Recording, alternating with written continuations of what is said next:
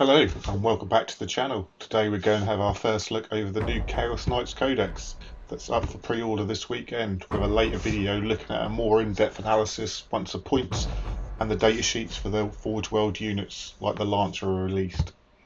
In this video we're doing a full overview of the Codex core rules with the changes to the army rules, detachments and datasheets, so let's get to it. The Codex has 4 different detachments, 11 datasheets, and instead of the combat patrol rules they have a heraldry section in there.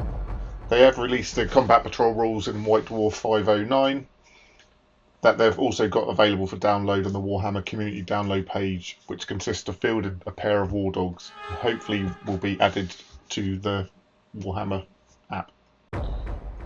During the Chaos Knights pre-release you will be able to order the new Chaos Knights Codex that is also available in a collector's edition. The Chaos Knights Battle Force Houndpack Lance that contains 7 war dogs, what can be either made into war dog brigands, war dog carnivores or war dog stalkers. The new Knight Ruinator that can also be assembled as a Desecrator, a Rampager or a Abominant. And finally the datasheet cards and the new Chaos Knights dice. If you'd like to support the channel, then why not buy your gaming goodies through Element Games and save yourself some money too. Use code RZO6000 to earn double element crystal. New army rules for Chaos Knights is Harbingers of Dread, and it comes into 2 sections. First of all you have the Deathly Terror aura, what is active throughout the whole game. While an enemy unit is within 9 inches of this model, worsen the leadership characteristics of that model unit by 1. Alongside this we have the other dread abilities, which you can either select at the start of battle round 1 and then change battle round 3 and battle round 5, or you can roll 2d6 and you can have 2. If you roll a double you don't get any additional effect, you'll only get 1. If you roll a 1 you get the Despair aura. While an enemy unit is within 9 inches of this model, worsen the leadership characteristics of that model in that unit by 1. This is cumulative with a Deadly Terror ability buff, so you can get -2. If you roll a 2 you get the Doom ability. Each time this model makes an attack, if the target of that attack is battle shocked, add 1 to the wound roll. If you roll a 3 you get Darkness each time an attack is made against this model. If the attacking unit is battle shocked or more than 18 inches away, subtract 1 from the hit roll. This is probably the one what you're going to pick at the start of battle round 1. If you roll a 4 you get the Dismay aura. In the battle shock step of your opponent's command phase, for each enemy unit that is below starting strength and within 9 inches of this model, that enemy unit must take a battle shock test. 5 is Delirium aura. While an enemy unit that is below half strength is within 9 inches of this model, each time that unit fails a battle shock test it suffers D3 mortal wounds. Is if you roll a 6 you get Dominion, add 3 inches to the range of this model's aura abilities. So now we'll go on to the actual detachment rules. So the very first one we have Traitor's Lance, and the detachment rule is Paragons of Terror. At the start of the first battle round, after selecting one or more dread abilities to be active for your army, you can select 1 additional dread ability to be active for your army. This additional dread ability cannot be randomly selected, so you can have up to 3 dread abilities. Then the first enchantment is the Nightmare Master. Chaos Knights models only. At the start of the fight phase, each enemy unit with engagement range of the bearer must make a battle shock test. The second enchantment is Tyrant's Shadow. Chaos Knights model only. At the start of your command phase, select 1 objective marker. The bearer is within range and that you control. That objective marker remains under your control until your opponent's level of control over that objective marker is greater than yours at the end of the phase. In addition, until you lose control of that objective marker, it has a Deadly Terror ability and is as if it were a Chaos Knight model. The third enchantment is Malvern Heraldry.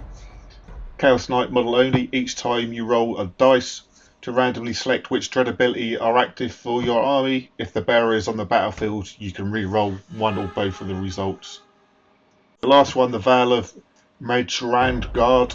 Chaos Knights model only. The bearer has a 4+ invuln save against range attacks and a 5+ invuln save against melee attacks. The next attachment we have is Infernal Lance. And the detachment rule is, in your command phase, one or more Chaos Knights units from your army can make a malefic surge. Each one that does must first take a leadership test. If that test is failed, that unit suffers D3 mortal wounds. Then, until the start of your next command phase, that unit is empowered. While a unit is empowered, it can use one of the malefic surge abilities below. Once that unit has used the malefic surge ability, it is no longer empowered. So the first one is Unholy Hunger. When a model in this unit makes a normal move or fall back move, until the end of phase, add 3 to its move characteristics. Then we have Diabolical Power. When this unit is selected to shoot or fight, select either the lethal hits or the sustained hits ability. Until the end of phase, weapons equipped by models in that unit have this selected ability. And the last one is Unnatural Fortune. When this unit is selected as a target of attack, until the end of phase, models in that unit have a 5-up invuln save and the Feel No Pain of 6+ ability. The first enchantment we have is Knight Diabolus. Chaos Knights model only. Improve the weapon skill characteristics of the bearer's melee weapons by 1. While the bearer is using Diabolic Power ability, its melee weapons have the Lance ability. The second one is Blasphemous Engine. Chaos models Knights only. Add 2 to the bearer's wound characteristics. Each time the bearer's unit makes a malefic surge, you can re-roll the leadership test taken to see if it suffers any mortal wounds. And the third enchantment is Flesh Metal Fusion. Chaos Knights model only. Add 1 to the bearer's toughness characteristics. While the bearer is using the Unnatural Fortune ability, each time an attack with a damaged characteristic of 1 is allocated to the bearer, add 1 to any armor saving throw made against that attack. And the last enchantment is Bestial Aspect. Chaos Knights models only. The bearer's ranged weapons have the Assault ability, and while the bearer is using the Unholy Hunger ability, it can ignore any or all modifiers to its move characteristic and or to advanced rolls made for that unit. The third detachment is Lords of the Dread. This one is specifically for the big knights. So the rule is improve objective control characteristics of Chaos Knight character models from your army by 2. In addition, once per battle round, if your warlord is on the battlefield, you can use the Claim for the Dark God stratagem from 0 CP. And the first enchantment we have is Throne of Mechanical. The first enchantment we have is Throne of the Mechanicum of Skulls. Chaos Knights model only. You can re-roll charge rolls made for the bearer's unit. In addition, once per battle, in your charge phase, the bearer can use this enchantment. If it does, until the end of phase, the bearer's unit is eligible to declare a charge in a turn that it advanced. Enchantment is Blade of Clarity. Chaos Knights model only. The bearer's ranged weapons have the Assault ability. In addition, once per battle in the fights phase, the bearer can use this enchantment. If it does, until the end of the phase, models in that bearer's unit have the Fight First ability. The third enchantment is Warpborn Stalker. Chaos Knights model only. The bearer has the Deep Strike ability. In addition, once per battle at the end of your opponent's turn, if the bearer is not within the engagement range of 1 or more enemy units, you can remove it from the battlefield and place it into strategic reserves. The fourth enchantment is Putrid Carpus. Chaos Knights model only. The bearer has a save characteristic of a 2+. In addition, once per battle at the start of either player's command phase, the bearer can use this enchantment. If it does, the bearer gains up to D6 lost wounds. In this detachment, there is actually 6 enchantments. So number 5 is Mirror of Fates. Chaos Knights model only. Once per battle round, you can target the bearer's unit with the command reroll stratagem for 0 CP, and could do so even if another unit from your army has already been targeted by that stratagem this phase. In addition, once per battle, just after your opponent uses a stratagem, if the bearer is on the battlefield, it can use this enchantment, and if it does, until the end of the battle, the CP cost of your opponent must pay to use that stratagem again is increased by 1 CP.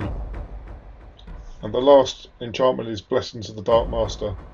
Chaos Knights model only. The bearer has a stealth ability. In addition, once per battle, After you make a saving throw for the bearer, you can change the damage characteristics of that attack to 0. The last detachment is Helm Pack Lance, and this is the all War Dog detachment. So the detachment rule is, at the start of your command phase, select one unit from your opponent's army until the start of the next command phase. Each time a War Dog model in your army makes an attack that targets the enemy unit, if that unit is visible to the attacking model, that unit has a sustained hits 1 ability, similar to Oath of Moment. It has keywords stuck with the detachment, so your army must include 3 or more War Dog units. War Dog units from your army have the battle line keyword. When mustering your army, select 3 War Dog units from your army. Until the end of battle, those units have the character at keyword. And the 4 enchantments, the first one is Prey Slayer's Mantle, a War Dog model only. The bearer has a super heavy walker ability.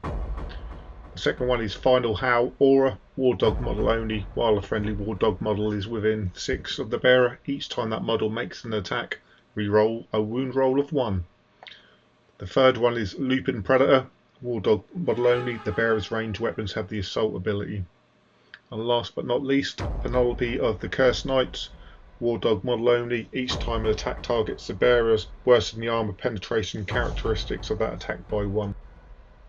Now looking at the datasheet changes, starting off with the War Dogs. All War Dogs, the toughness has now gone down from T10 to T9. The wounds have gone from T12 up to T14. All the thermal spears range has changed from 24 inches down to 18. All the War Dogs have lost the battle line keyword unless you play them in the War Dog only army list. The OC has gone down from 8 down to 6, and OC also degrades with health now. And some specific changes: Carnivores and Brigands now hit on freeze, though the Carnivore has sustained hits, so it's not as bad. The Brigands rule went from a bonus AP against closest enemy target, eligible target, to ignore cover against targets on objectives. The Executioner still has the same rule. The Stalker is no longer a character, and it got Scout 6. It's a pretty good buff for that one. And the Huntsman went from re-rolling 1s to hit and wound against monster and vehicles to re-rolling all wounds. The Night Tyrant has gone down to T12 from T13. It's also gone up to a 3-up armor save from a 2-up. The Harpoon has lost anti-monster and anti-vehicle 4+, and got D3 shots and blast instead of, and it's also gone up 28 wounds from 24. The Knight Abominant has gone from T12 down to T11. Its wounds have gone from 22 up to 20. The Knight Abominant has gone from T12 down to T11, and it's gone from wounds characteristics from 22 up to 26, so 4 additional wounds. It's also got 3 additional attacks on its Volkite Combustor gun. The Knight Despoiler has also gone from T12 down to T11, and wound characteristics from 22 up to 26. Red Domination Aura has also changed, stating while a friendly War Dog model is within 9 inches of this model, improve the War Dog's model's leadership and objective control characteristics by 1. No major changes to the Knight Desecrator. The Desecrator has gone from T12 down to T11 like the others, and from 22 wounds up to 26. The Knight Rampager has also gone from T12 down to T11 and 22 wounds up to 26. The Rampager lost a once per game advancing charge, but gained dev wounds on the charge, and all its attacks gained sustained 1. And finally, the Knight Ruinator, the new model that's coming out this Saturday, has 2 D6 shots, strength 8, AP 1, D2 flamer, and a 2d6 shots, ballistic score 3, strength 8, AP 2, damage 2 missile pod. It also has a melee weapon with 2 profiles. It has a strike profile with 4 attacks, weapon score of 3, strength 14, 3 AP, 6 damage, and a sweep attack with 10 attacks, weapon score 3, strength 9, AP 2, 2 damage. The strike has anti-monster and anti-vehicle 2+, which is fine, I guess, although it's wounding every monster and vehicle I can think of on a 3 already. This is otherwise a horror class chainsword with 1 less AP, and I think the balance, that's just worse. Has 2 abilities. First, pick up a unit at the beginning of the game, and you can get reroll wounds against it. Yes, then the anti-monster and anti-vehicle 2 is super relevant if you're picking tanks or monsters. When it dies, you pick a new one. I really like this rule, and I'm going to enjoy playing that when I actually get it. And the second one is war dogs within 9 inches get 1 AP against the closest target. A huge thank you for watching. If you like this video, please give it a thumbs up and make sure to hit that subscribe button so you don't miss out on future uploads. And let me know your thoughts in the comments below. This is Dreadblades. That's all for now, folks, and see you in the next one.